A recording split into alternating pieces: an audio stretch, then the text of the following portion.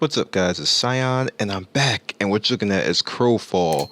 Now, there's been a lot of changes to Crowfall in the past, in the recent months, and there's three characters that I never actually showed you guys. It's the Druid, the Duelist, and the Myrmidon. And what I'm gonna do today, because the game itself has the 3.1 alpha out, and it's a little bit glitchy for me, and the action is few and far between. So I'm just gonna go in and I'm actually going to show you guys each individual character and their movie, which is one, just a reintroduction to the characters, and just have a little fun. Oh, going the wrong place. So pretty much as like you can see right here, like the powers are interesting. I like this game. I like this game a lot. It's a PvP game. It's fun, but we're gonna go into the videos. The champion is an aggressive melee bruiser who dives into battles and decimates his enemies. His powers are He looks really into rage, which he builds up using left-click smash attacks. Leap, activated with the 1 key, will launch the champion forward and grant him a big rage boost. It can be cast a second time in quick succession for free before the cooldown. This is also a great way to catch fleeing targets or dive right into a fight. The champion isn't afraid to fight dirty. His kick sand combo, mapped to the 2 key, will deal heavy damage and blind enemies you're facing for 4 seconds. He can also use the disarming shout combo, mapped to 3, which will suppress his enemies and disable their powers I like for all 6 of that. seconds. That's Or interesting. the Ren combo, also mapped to 3, which will apply a severe bleed on up to 3 enemies in range. When the champion uses the Neckbreaker, the C key by default, he body slams the ground underneath him and knocks down all enemies in the area. This can be a great way to get out of a scrum or to cause one. Fighting also builds up a resource called Hatred. When the Hatred meter is full, you can press the 6 key to activate the champion's ultimate warrior form and start wrecking face. This survival guide is just a high-level overview of what you can do with the champion.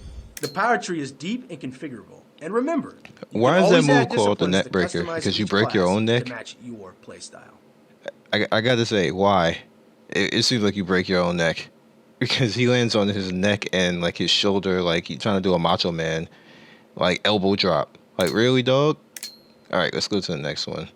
Because I don't get it. The Confessor is a punishing damage caster who melts her foes at mid-range.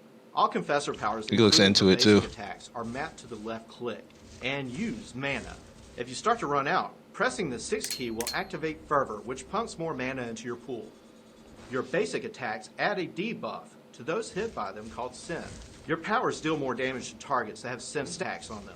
You can stack Sin up to 5 times. In close quarters, use your 5 key.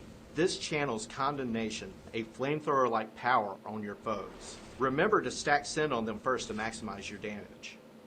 The 2 key is the Hellfire Shield, which reflects damage back at your attackers and can be comboed into powerful area of effect spells.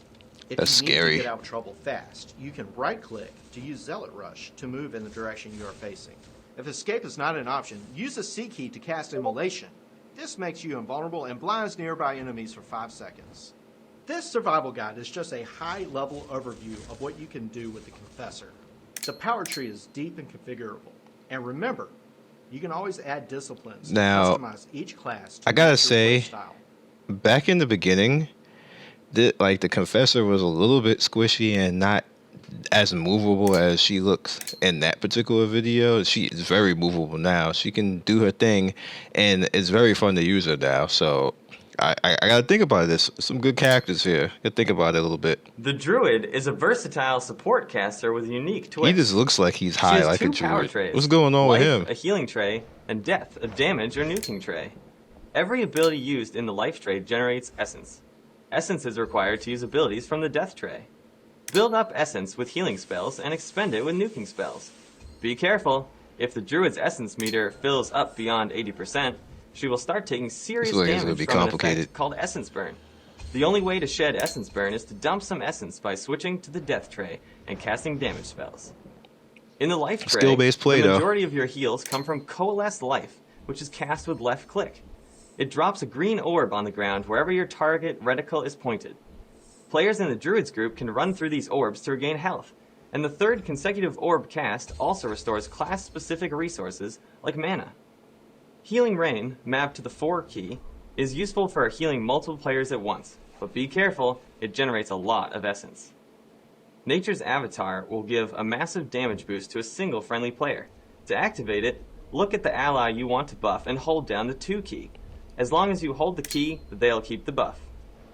In the Death Tray, her basic left-click attack changes to Spark, an aimed attack that chains on up to 3 enemies. To deal some serious damage, the Druid can chain the Aurora Emitter combo on nearby enemies, which is started with the 2 key. Alternatively, she can blast them with her orbs. The 4 key casts Blight Field, which detonates any orbs in the area and reduces enemy resistance to electric and nature damage. Defeating your opponents is invigorating, but don't forget to heal your team. This survival guide is just a high-level overview of what you can do with the Druid. The power tree is deep and configurable. Right. That looks very complicated, but it looks like it'd be a lot of fun. That class, it'd be a whole hell of a lot of fun. So I gotta think about that one too. All right, so let's just get in here. Like this, the knight. I wish there was a paladin. I really wish there was a paladin, but there's no paladin. So it is what it is when it comes to that. The knight is a tough frontline soldier that specializes in damage soaking and he doesn't look into it. He excels at protecting himself and his teammates from harm. The knight's staple power is block, activated by holding right click, which reduces all incoming damage by 90% and protects against crowd control effects, like stuns or knockdowns. Nice. Allies behind a blocking knight gain a boost to damage resistance as well. It also has a chance to reflect that is cool right there. Attackers. I know more games do that. Using block drains stamina over time, so be wary of sprinting into battle with the shift key, which also drains stamina. All of the knight's powers, except block, use mana. The knight's basic left-click attack, Ruby Slash, will restore mana when it hits an enemy. Additionally, the third string in the combo, Bloodstone Spin, will apply a snare. If you need to dive into a fight or chase down a foe, the Pursuit ability, mapped to the 1 key, will send you into a forward dash. Alternatively, if your aim is true, you can press 6 to use Chain Attack and yank an enemy. Get over here! For a closer range pull, Whirling Leap, which is mapped to your C key, will create a vacuum under you that sucks in and damages your foes. If you want to wreak some havoc, the Knight's Onslaught combo, started with the 4 key, can do the trick. It can either be chained into Obliterate, which is a bleed attack, or Shockwave, which knocks down all targets hit. If you want to beat up on a single enemy, hold down the 2 key to charge up Shield Slam. Charges over 66% are an automatic critical hit. This survival guide is just a high-level overview of what you can do with the Knight. The power tree is deep and configurable. Remember, you can always add disciplines to customize each class to match your Alright, so that was interesting. I don't remember it being like that, but okay. Next up. Probably gonna go to Legionnaire. Yeah. So let's get in there. The Legionnaire is a battlefield commander who excels at disrupting his enemies and empowering his allies. I don't know what to feel about his face. Fueled by Rage. Rage is generated by landing Strike, his basic left-click attack.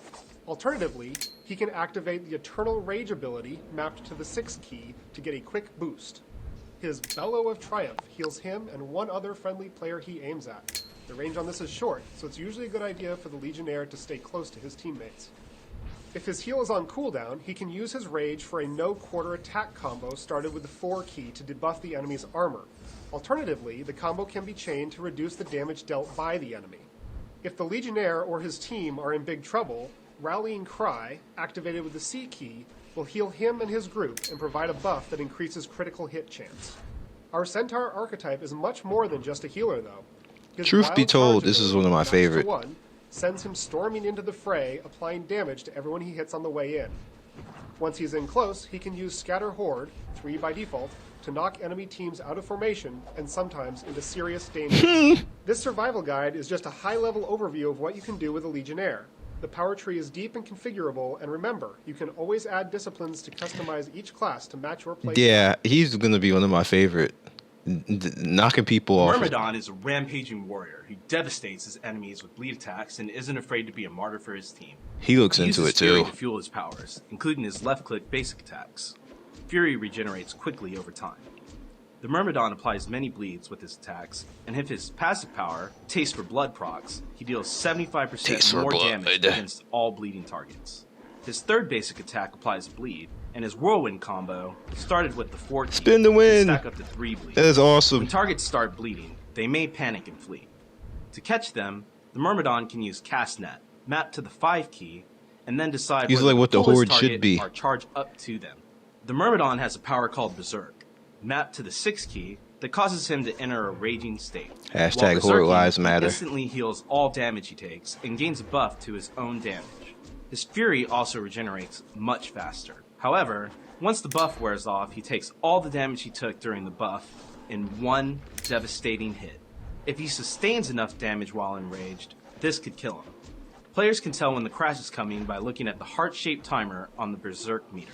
That's kind of This damage scary. can be prevented if he is charging Pulverize, mapped to the 2 key, when the Berserk buff wears off. Or, if he's using Raging Bull, his C power. Timing is critical for the Myrmidon, and mitigating that crash damage is vital to his success.